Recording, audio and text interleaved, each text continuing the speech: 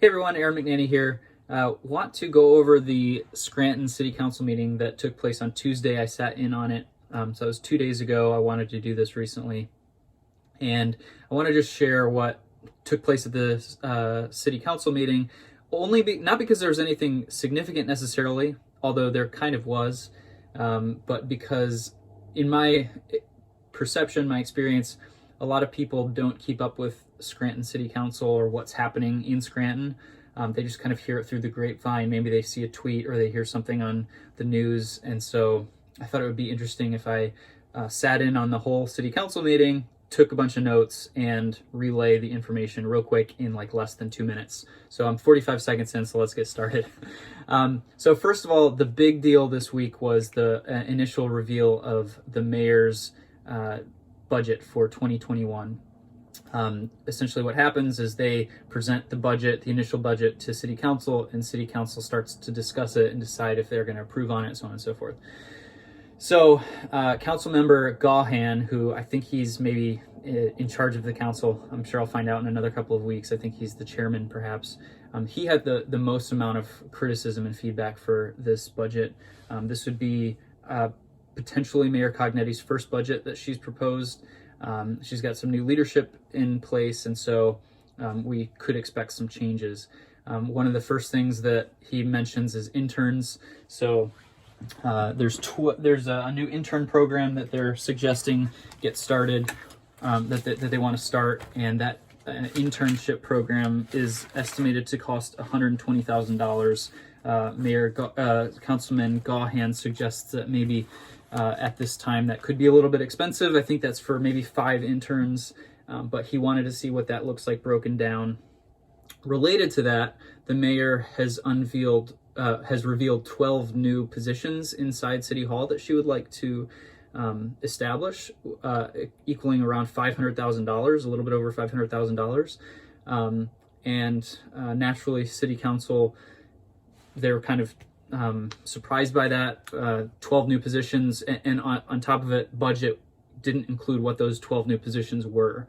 It doesn't break down what their salaries are and what the specific job descriptions are.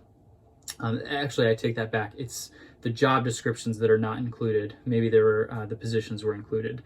Either way, it's 12 new positions. So City Council, taking the conservative route, they obviously want to understand why do we need those 12 positions, right? The mayor and the business manager, Carl Deely, they have the mind to renovate and reinvigorate the city. And so my interpretation is that they're really trying to turn the city's management on its head. And so probably we could maybe use these 12 positions, but either way, there's a little bit of conversation going on there.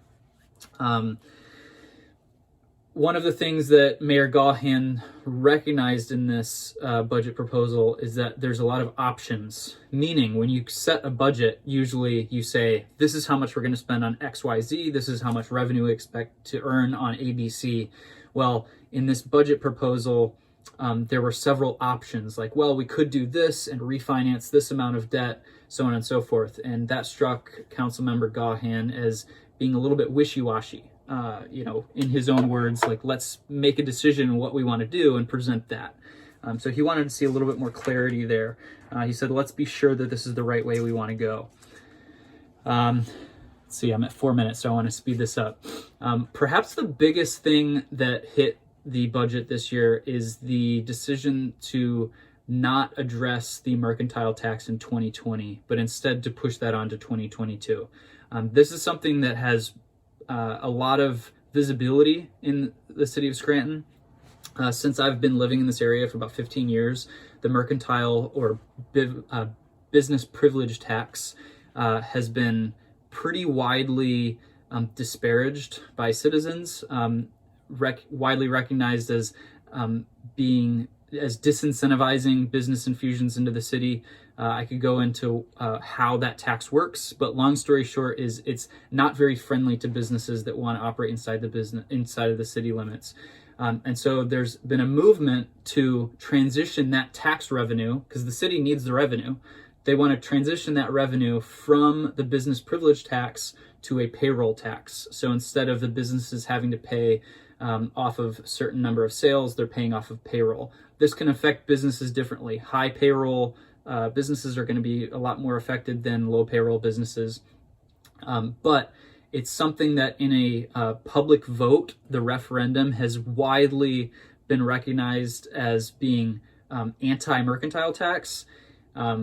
Nobody seems to want it. And so City Council's response to this decision to push it to 2022 is essentially why. We need to move quickly. Clearly, we have the opportunity to do this. And there's various reasons why they might want to push it to 2022. But ultimately, City Council wants to be able to justify that if that's the case. Moving on, 2019's audit. So basically, the city is going to get audited for how 2019 was conducted. That audit has still not been received. It's not been submitted by, I forget who conducted the audit. It's a pretty widely recognized auditor. So Councilmember Gahan, he made the note that, listen, we're in November of the year after when the audit is supposed to be received. For a city our size, that's just unacceptable. We need to be able to see what happened in 2019, and if there were problems, we need to be able to hold those people accountable. I see that I'm almost at 7 minutes, so I want to kind of speed through this. There's a couple of other issues with the budget proposal. So overtime, Councilman Gahan, he struggles with the overtime situation in our law enforcement. He feels that it's not necessary, and so he's curious why that's being allotted in the budget. And perhaps more seriously, he's concerned that in certain departments where overtime was clearly not authorized, it was still being claimed. So I think there's about $15,000 worth of overtime expenses in 2020. And he's concerned that if that was not authorized, well, why are we allowing it? And then the ethics board's budget was cut down to $10,000 for 2021. And he's a little bit concerned and wants to understand why the ethics board would need to be cut. I will say that tonight, Thursday, Mayor Cognetti and Carl Deely, business manager, is going to be meeting with the board to have a work session on the budget to help clarify things. I think they met last Thursday as well. So hopefully that will help to alleviate some of those concerns that the council has. Other than that, there are some minor changes, and the rest of City Council went on basically going through grants and whatnot.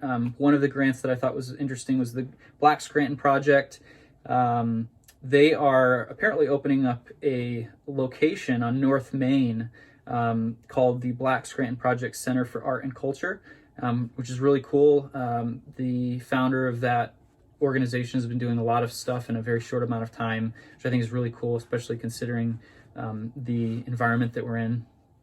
So that grant is for $135,000, which that's great if they can get that grant. That's for state funds. Two other things I will note. One is that the budget is suggesting an LST tax increase from $52 a year to $156 a year. You may notice that sometimes that's split on your paychecks. If you live inside the city of Scranton, you're charged that $52 once a year. Sometimes that's split over every paycheck. Sometimes that's a one-time fee. Well, they want to increase that to $156 a year.